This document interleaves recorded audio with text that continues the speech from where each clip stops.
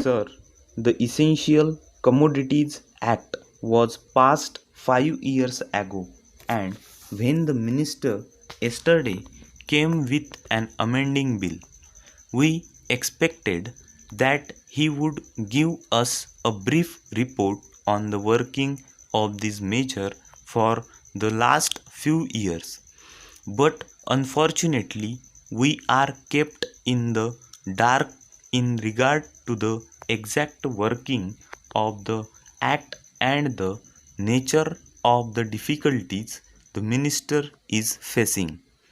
Sir, as far as I know, many of the provisions of this enactment have been observed more in violation by his agents at the state level.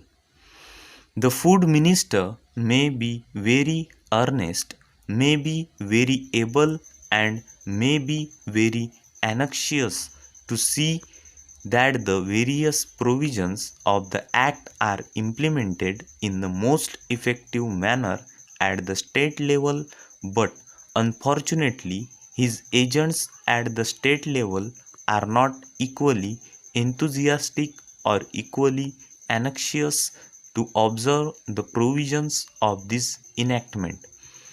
The most important objectives of this enactment are to control the supply and distribution of commodities and to maintain a stable price level.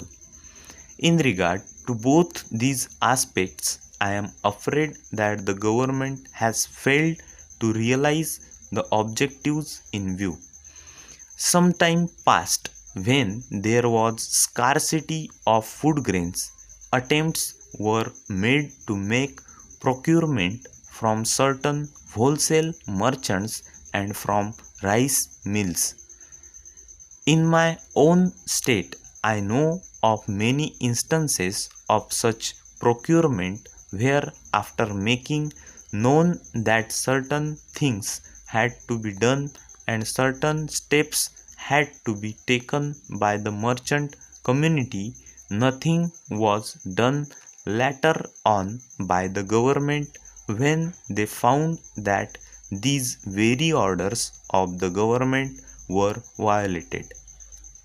As a result of the violations, there was a consequent rise in the prices of food grains.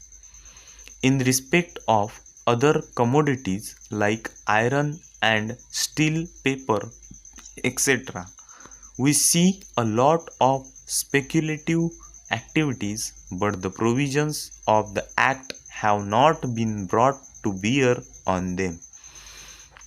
Perhaps no case of prosecution was launched against those people who contravened the various provisions of the Act.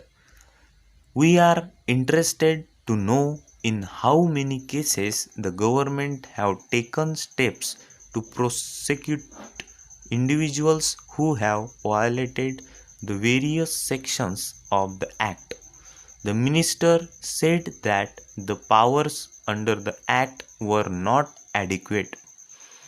We sympathize with the food minister, but I want to know what action has been taken in this regard by the various state governments. Over.